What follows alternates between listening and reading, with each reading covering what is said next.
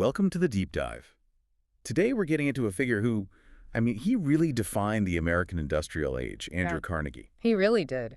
And to give you a sense of the scale here, we're talking about a fortune so immense that at its peak, his personal net worth was equivalent to uh, a staggering 2% of America's entire GDP. It's a breathtaking number. And our mission today really is to get past the myth and understand the man, the genuine contradiction at his core.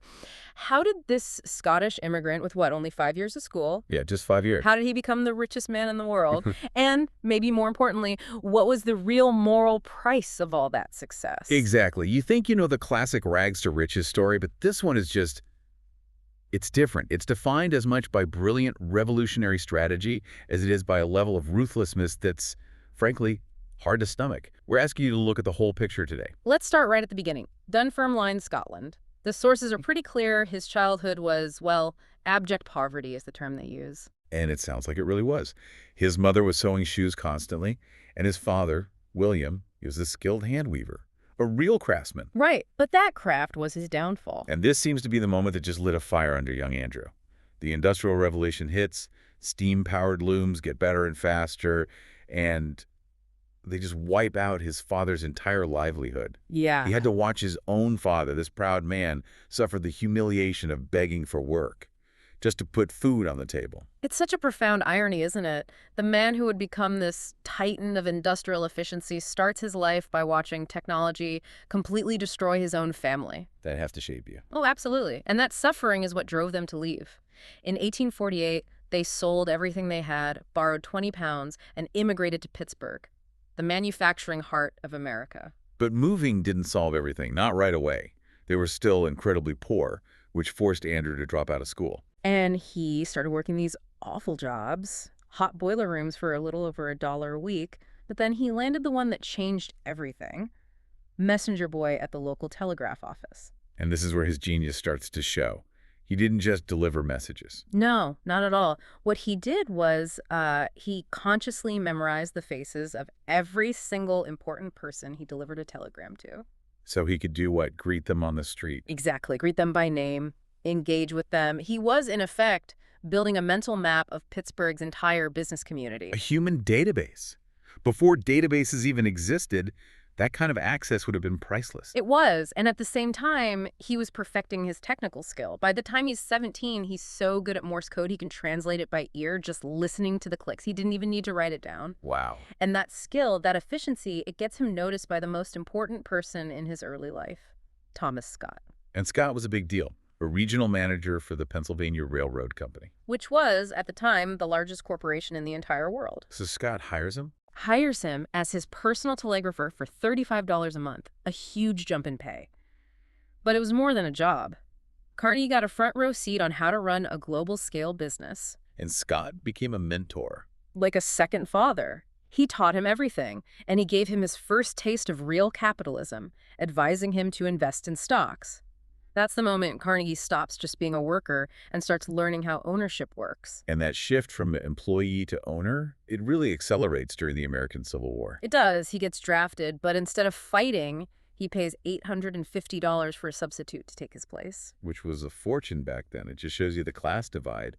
The poor were fighting, and the wealthy could, legally buy their way out. And not only did he avoid the fighting, he was perfectly positioned to profit from it. Right, because he spotted a huge vulnerability. The Union Army's wooden bridges, they kept getting burned down, destroyed in battle. A massive problem, and he saw the solution. Iron. He immediately launched the Keystone Bridge Company. And this is where we see that strategic mind really click into gear.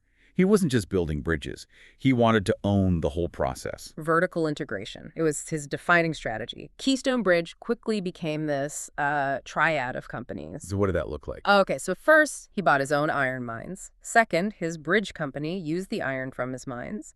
And third, he used his railroad contacts to sell the rails needed once the bridge was built. So he controlled everything, the supply, the production, the distribution. Exactly. And his margins were incredible. Competitors who had to buy their materials from someone else just couldn't compete on price or speed. It's flawless business logic. Yeah. But this is also when we see the first cracks in his, let's say, his personal philosophy.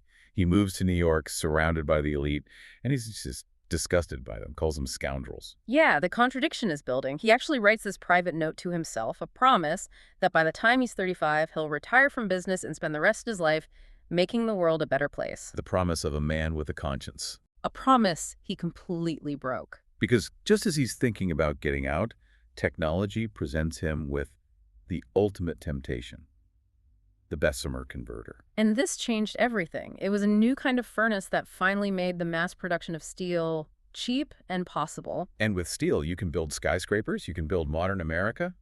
Carnegie saw the future instantly, and he moved with, lightning speed. He built America's first modern steel plants. And his focus on efficiency became almost a mania.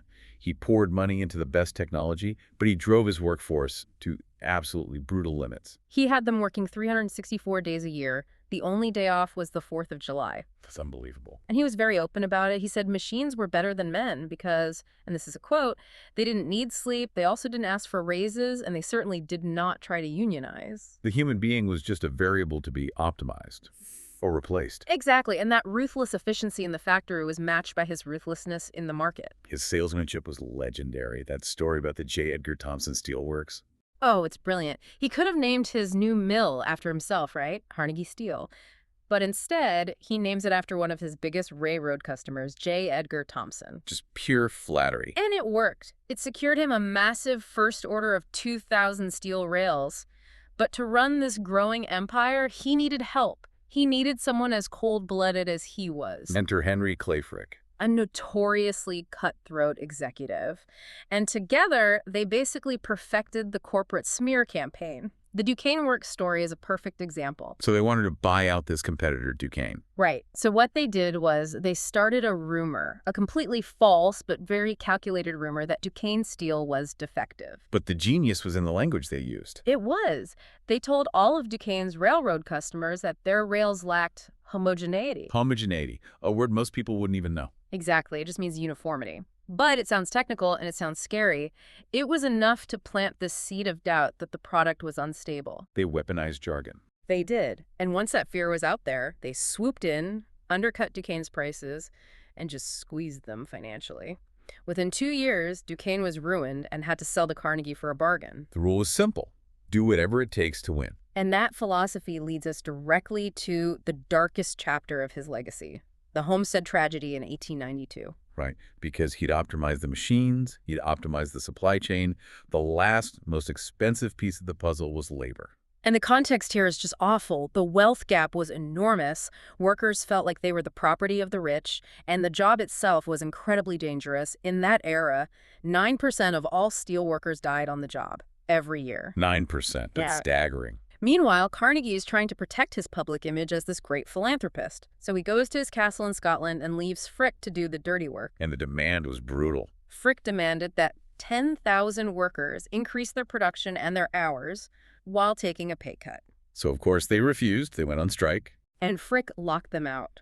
He hired replacement workers, mostly poor immigrants, and then hired 300 armed Pinkerton guards, basically a private army, to escort them into the factory. And the locked-out workers met them with force. It became a full-blown battle. The Homestead Massacre. 9 factory workers and 7 Pinkertons were killed. Hundreds were injured. It got so bad the governor had to send in 8,000 militia troops just to restore order. And in the end, Carnegie's workers, they were defeated. They went back to work with lower pay, longer hours, and the same deadly conditions. And Carnegie, the man who wrote that note about making the world a better place, just stayed in Scotland through it all. He was widely condemned. People called him a coward for hiding behind Frick. Well, it's the ultimate hypocrisy to publicly talk about workers' rights and then flee the country while your partner oversees a violent, deadly union-busting operation. It's a very difficult thing to reconcile, that level of callousness. And yet, despite the tragedy at Homestead, the business, it just kept growing. Yeah. By 1900, his company was producing more steel than all of Great Britain combined. But by 1901, he was nearing 70, and he was tired. He wanted to finally make good on that promise he made to himself all those years ago. He decided to sell. This is one of the great stories of American finance. J.P. Morgan wanted to consolidate the steel industry. Carnegie simply had his price written on a scrap of paper. That's right, $480 million. Morgan glanced at the paper and accepted on the spot. No negotiation. Instantly making Carnegie the single richest man in the world. So he'd achieved total wealth. Yeah. And now he pivoted to total redistribution. From 1901 until he died in 1919, his only job was giving that money away. And the scale of his philanthropy is as staggering as the scale of his wealth. It really is, and this is where it gets so complex. He left not a single dollar to his family. 100% of his fortune went to serving the world. His real passion, because he only had those 5 years of schooling, was access to knowledge, libraries. Over 2,500 libraries worldwide. But here's the detail that often gets missed. His name wasn't on most of them. He was largely anonymous. His name was only on fewer than 500. Even Carnegie Hall was originally just called the Music Hall.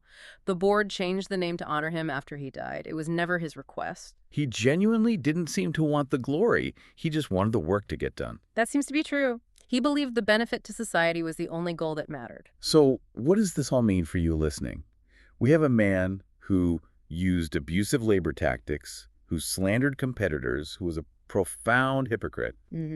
And yet, he dedicated his final 2 decades to a program of genuine, massive philanthropy that shaped the world for the better. He was as complex as he was rich. He truly lived by his own gospel of wealth, this idea that the rich have a moral duty to give their fortunes away while they're alive to benefit society. Which leaves us with a final provocative thought for you to explore.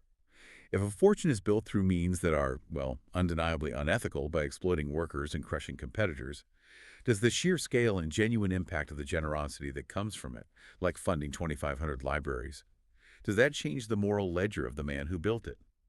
Until next time, keep digging.